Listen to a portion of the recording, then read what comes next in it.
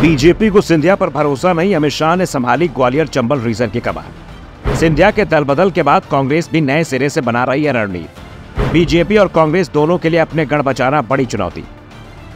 मध्य प्रदेश विधानसभा चुनाव में सत्ता की चाबी किसके हाथ लगी, ये कहना अभी मुश्किल लग रहा है। अब तक दावा किया जाता था कि जिस दल ने मालवा निमाड़ जीत लिया, सत्ता की चाबी उसी को मिल जाएगी। लेकिन 2019 का गणित बिगड़ गया। मालवा निमाड़ से एक चाबी तो मिल जाएगी, लेकिन ग्वालियर चंबल रीजन में मामला बिगड़ा तो सत्ता का गणित बदल जाएगा। इसलिए दूसरी चाबी भी जरूरी हो गई है। 2018 के विधानसभा चुनाव में कांग्रेस को सत्ता मिली थी, तो उसमें ग्वालियर चंबल रीजन का बहुत बड़ा योगदान था। और उससे पहले लगातार बीजेपी की सरकार बन रही थी, तो बीजेपी इसी रीजन में अच्छा प्रदर्शन कर रही थी।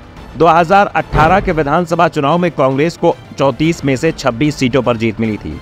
कांग्रेस ने 1985 के विधानसभा चुनाव के बाद पहली बार इतना बेहतर प्रदर्शन किया था। और 1985 में भी कांग्रेस ने जो प्रदर्शन किया था वो इंदिरा लहर के चलते किया था। 1990 के बाद तो इस अंचल से लगातार बीजेपी ही बढ़त लेती रही और 2003 के बाद से यहाँ बीजेपी स्वीप ही करती नजर आ रही है। साथ ही सत्ता भी उसके हाथ आ रही थी। लेकिन 2018 में बीजेपी के प्रदर्शन पर ब्रेक लगा था। 2018 से पहले भी जब बीजेपी यहाँ अच्छा कर रही थी, तब भी कांग्रेस के कुछ गढ़ सुरक्षित बने हुए थे। तब सिंधिया कांग्रेस में थे। ऐसे में बीजेपी की कोशिश है कि वो उन गढ़ों को सिंधिया की सहायता से ही तोड़ दिया जाए। तो दूसरी ओर कांग्रेस के सामने इन गढ़ों को बचाने की चुनौती भी है। अगर कांग्रेस की मजबूत सीटों की बात करें तो सबसे ऊपर भिंड जिले की लाहार विधानसभा सीट है, जहां पिछले 33 सालों से डॉक्टर गोविंद सिंह चुनाव जीतते चले आ रहे हैं। डॉक्टर गोविंद सिंह को कांग्रेस ने विधानसभा में नेता प्रतिपक्ष भी बना रखा है। तो दूसरे नंबर पर सिंधिया के चुनाव क्षेत्र शिवपुरी की पिछोर सीट आती है, जहाँ केपी सिंह लगातार चुनाव जीत रहे हैं।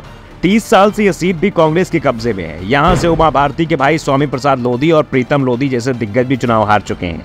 तीसरी सीट राधौगढ़ की सीट है। 33 साल से इस पर भी कांग्रेस का कब्जा है।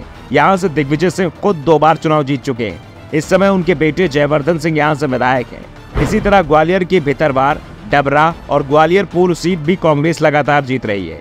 ये वो सीटें हैं जो मोदी लहर में बीजेपी नहीं जीत पाई थी, लेकिन इस बार सिंधिया के चलते ये सीट संकट में दिखाई दे रही है। लेकिन जिस तरह के सर्वे पिछले दिनों सामने आए हैं, उसके बाद बीजेपी हाईकमान की नींद भी उड़ गई है।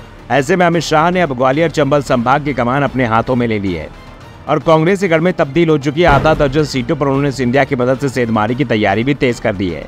साथ ही यहाँ के दूसरे दिग्गज नेता नरेंद्र तोमर को चुनाव समिति की कमान सौंप कर उनका कद भी बढ़ाया गया है। बीजेपी कांग्रेस के गढ़ पर कब्जे की कोशिश में जुटी हुई है, तो दूसरी ओर दिग्विजय सिंह और डॉक्टर गोविंद सिंह बीजेपी की रणनीति के काट पे जुटे हुए हैं।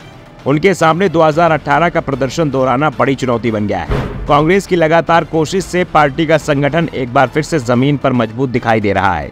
पार्टी माइक्रो स्तर पर मैनेजमेंट पर जोर दे रही है। एक एक बूथ को संभाला जा रहा है। कांग्रेस भी सिंधिया से उनकी गद्दारी का हिसाब लेने की तैयारी कर रही है। यानी इस बार का सबसे दिलचस्प मुकाबला मध्य प्रदेश के किसी रीजन में होना है तो वो ग्वालियर चंबल रीजन में ही होना है।